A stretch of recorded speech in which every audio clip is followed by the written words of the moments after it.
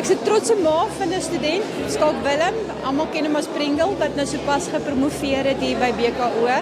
Dis een van die beste besluite wat ons kon gedoen het en wat hy kon gedoen het om vir hom te kan sy ambag te kan leer hier in Orania by Bokkere opleiding. Dis 'n veilige plek, dis 'n studentegemeenskap, die hele dorp ondersteun die studente.